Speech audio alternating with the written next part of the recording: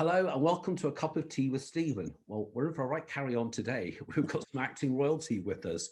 But let me introduce you to the real wonder. It's Sherrie Hewson. Hello, how are you? Hello, I'm fine. Cheers. Cheers. You see, I've got my tea. I've got a SpongeBob mug. So you did this Women for a great number of years, and it's a great show. We all love it. But now you've got a show called Wonder Birds, which I was calling Wonder Woman.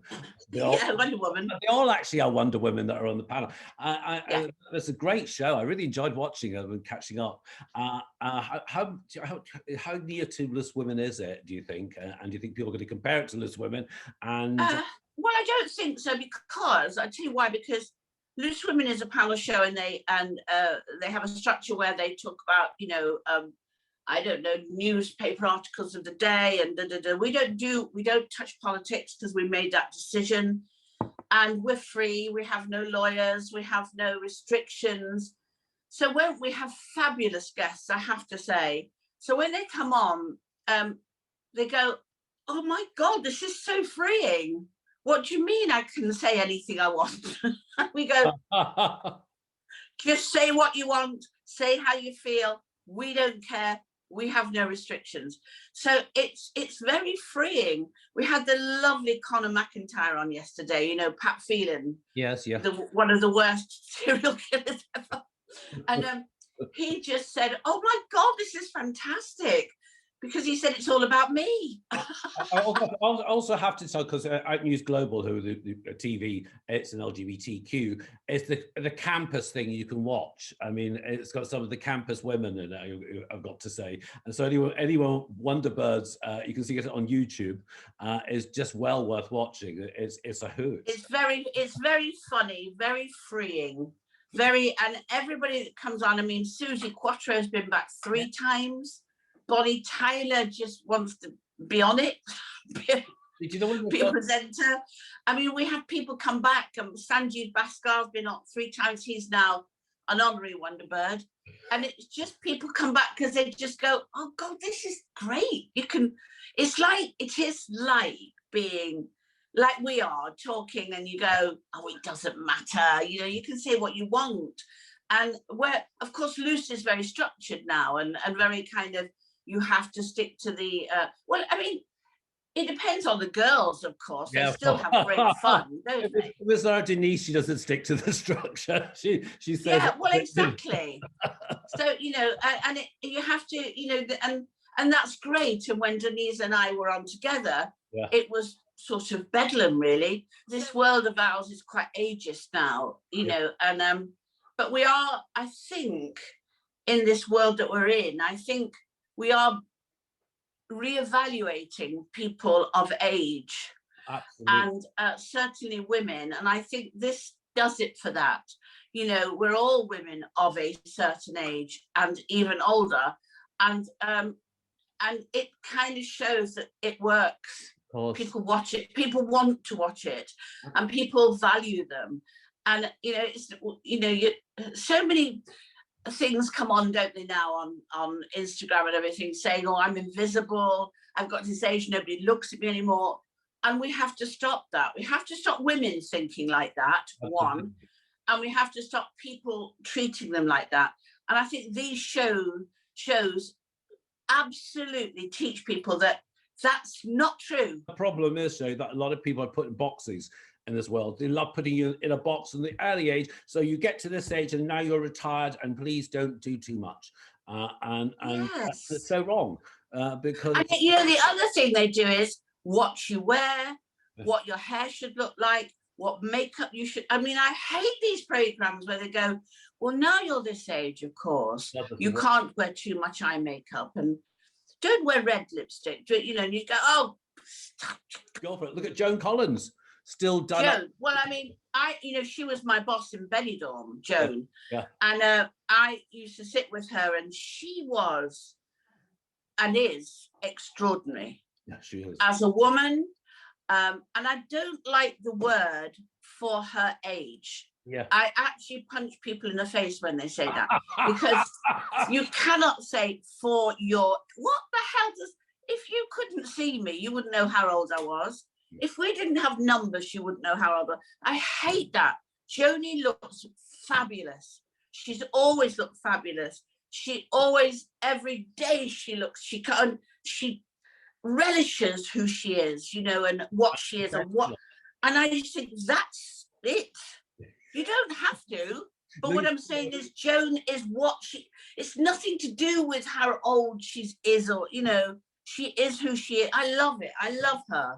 But they say every single time, oh, how brave for her age. It's amazing, isn't it? Oh, you know, and it's just horrible. But you know, I hate that phrase. Are professionals in the business, and people look up to me. You both went to the Royal Academy of Dramatic Arts.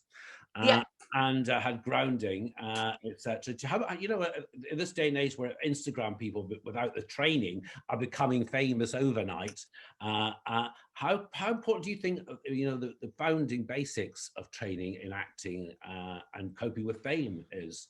Well, I think, you know, I went to RADA. I needed it because when I was only just 18. They don't do that now. And in my day, when you were 18, you were like a 15-year-old. I needed it because I needed that discipline, that grounding, that understanding of what I was doing. But people don't necessarily have to go to drama school. What they do have to do, when young people say to me, oh, what shall I do? What shall I do? I said, don't look at my career. My career came in a time when there was films, you know, all year long. You'd make telly, you'd make drama, you'd make theatre, you'd do a film. Just me, I come from that era, so don't look at me. But what I will say is, from the age of 13, I was at the back of a theatre making tea, doing anything just to be in a theatre, just to be. I remember, because I come from Nottingham, and Nottingham Playhouse was very famous then. John Neville ran it, and he had all these famous American stars come over. I mean, it was just the most extraordinary place to be. And I was this little girl looking at all these people. And one day they said Judi Dench was coming, and she was going to be rehearsing St. Joan. And I was just beside myself. But you couldn't go into the auditorium and watch her rehearse. Of course you couldn't. So Joan found this out. And Judy found this out, Judi Dench, and she said to the stage manager, let her come in, but tell her to lie down in between the seats so that the stage managers can't see her, you know, everybody that's going around the theatre, or the theatre manager.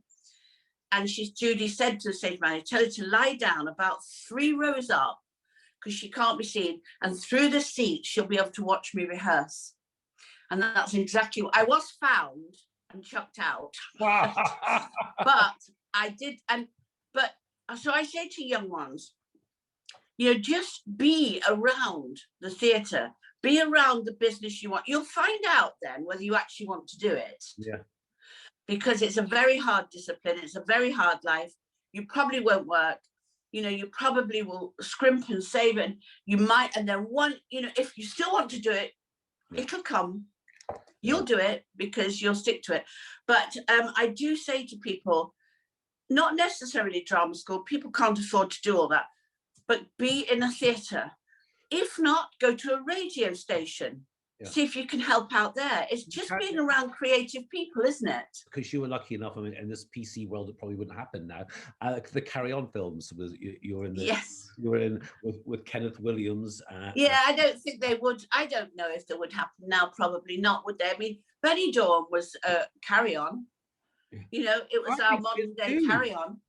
But people seem to be jumping all over everything. But what was it like working with Kenneth Williams? Well, he was extraordinary. He terrified the life out of me. Absolutely terrified me. But fortunately, I had Kenneth Connor, who was my mentor, who was just brilliant, and Peter Butterworth, who's actually my mentor, funnily enough, because I got a drama series called Love for Lydia, and it was my first major drama series with Jeremy Irons, and Peter took me to the audition and sat with me. I mean, he was just wonderful. Kenneth Connor, oh my God, if you were going to learn any timing from anybody, it was Kenneth Connor. But Kenneth Williams he was a genius, absolute genius. Yeah. He was very clever. But the strange thing is, he was very well read, Kenneth Williams, but Bernard Bresslaw was far better read. And Bernard Bresslaw had his own library. Yeah. And they used to vie of which books they'd read, but Bernard always won because he'd always got the next one. And, you know, everything that Kenneth wanted to read, Bernard had already read. It was an extraordinary relationship. But I was frightened of him because I was very young. We had the same agent, actually. And I just found him formidable. And because I was frightened of him, he knew that. Yeah. So he would tease me a lot. Instead of being the person that I am now and telling him where to put everything in the best way possible, I actually would crumble like a child. And he knew that. And he was, I mean, Kenneth Connor stopped him and Peter stopped him, but I just found him so formidable and so frightening. But then in later years, I'd meet him and I'd tell him exactly what to do. You know, I'd tell him whatever. And he'd thought that was funny. And I thought, oh, I see. What I had to do was give back. Yes, of course. Exactly what he was giving me. You can spell the fear that when they're getting near the victims.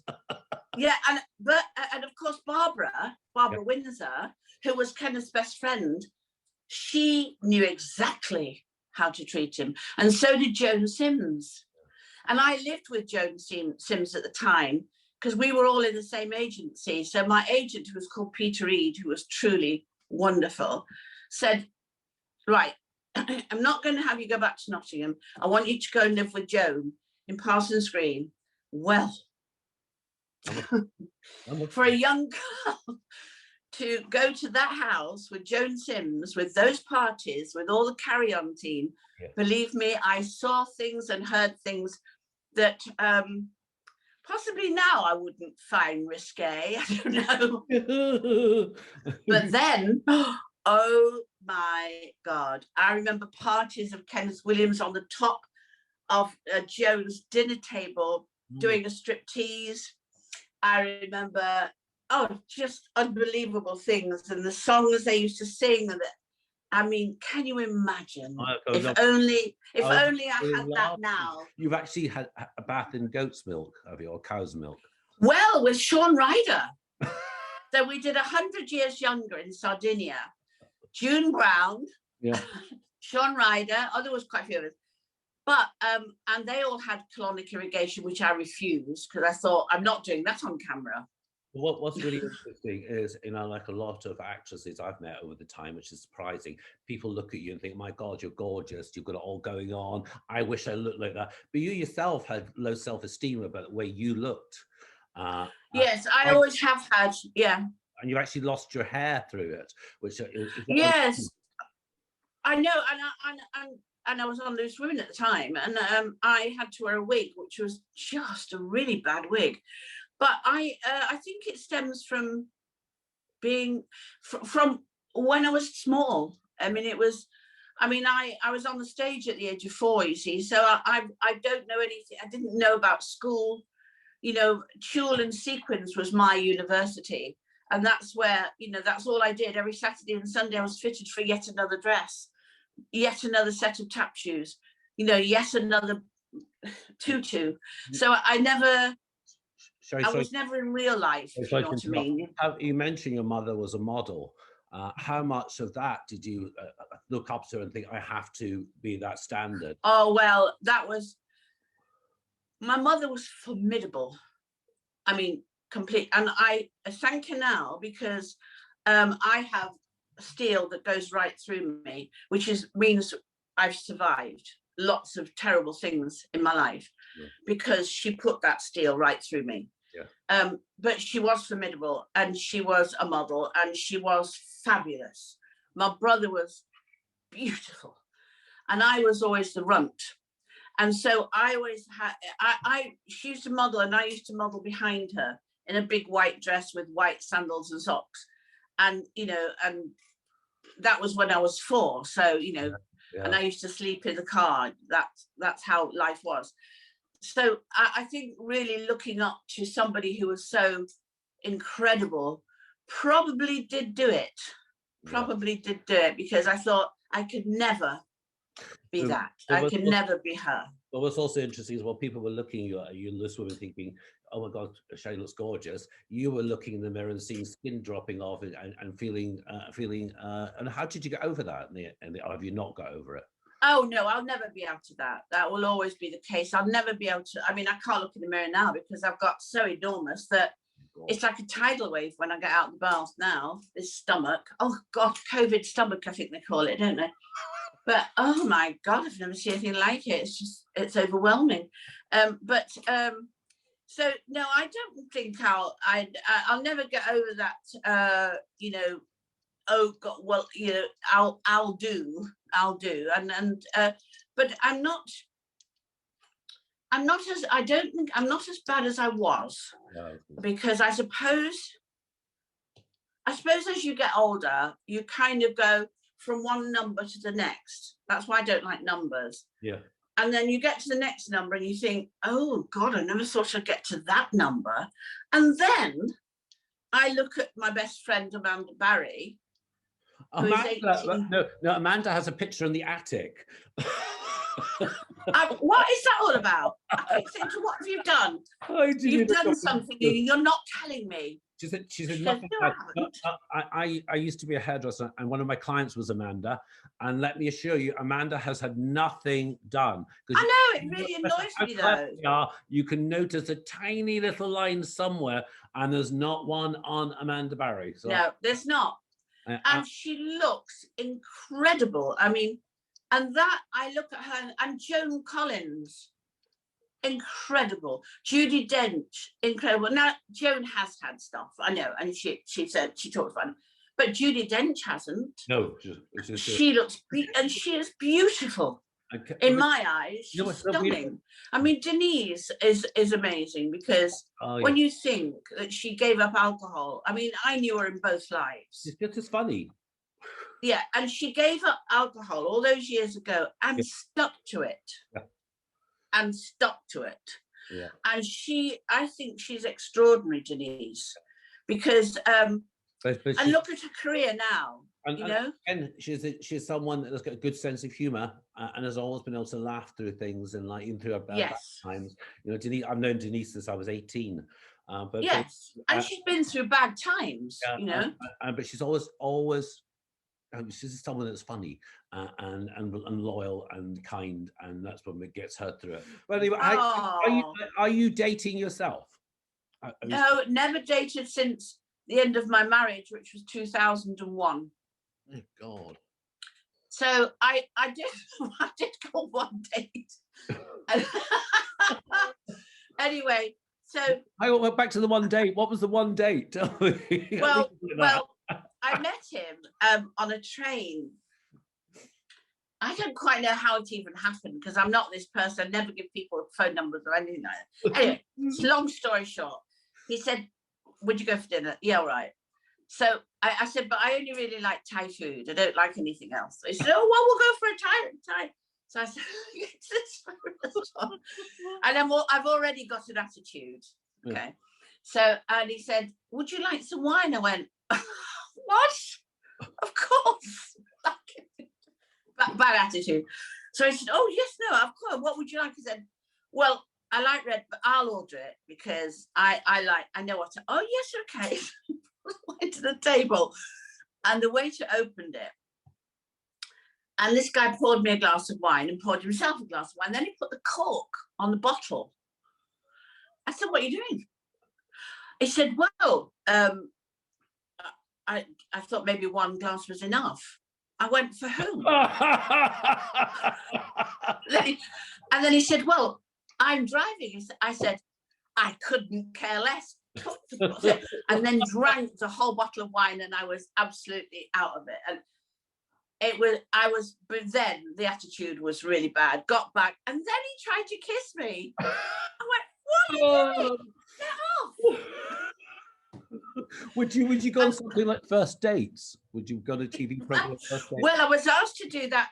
The First Date television show for Stand Up for Cancer it was. Yeah. And I thought, oh, I can't do that. they said, well, it's a beautiful hotel, you know, you'd be there, it's just be really fun. And I thought, I can't. Then I saw Esther Ranson did it. And I thought, oh, it just, I mean, you know, how do you do? I don't know. I wouldn't know what to do. I'd be so embarrassed. I'd go, you know, I'd have a burqa on. I'd have the whole thing so you couldn't see my face, my hands, my butt, you know. I think Paul, I love Paul O'Grady, but I think he was a mistake to front the new Blind Date. I think you would have been better. I'd love to have done that. Yeah, I think I'd be quite cruel though. You see, I'd be going. That probably would make it more. Have you seen the state of him? I love Paul O'Grady, but I think you'd been better. You did once say you'd like to host a game show. Oh, I'd love to do that. I'd love to do Blind Date because I knew Scylla very well. And she always used to say that to me. She said, oh my God, you'd be funny because you'd actually say what you thought. No. Well, listen, would you date a younger man? I couldn't because I'd be terrified that, you know, I mean, how do you take your clothes off with a younger man? Oh, what? Well, I don't know. You need to have a bit of confidence. Maybe that's what you should do. Maybe you should do that. You're talking about women not being put in categories, etc. Maybe you should start doing seminars on how to feel good about yourself throughout. That's an answer. But listen, you know what I absolutely love is, and it's so cute, is that you do these birthday messages now. You know, I know all the gang have always done birthday messages and people at well, and they're sent to people, but now you can actually use the word hire you, but we can rent you to actually send us a birthday message or. I mean, there's a little boy out there that you sent one to that I can't find it, but he's like, he was 9 and he absolutely beamed when you. I know, because he loved Joyce Temple Savage, like, and it was so gorgeous, wasn't it? His face. We were, oh my God, Joyce Temple Savage. And all I can say is thank you so much for joining me. It's been really good fun. Thank you. It's been great. Lots of gossip. I love gossip. It just keeps me going.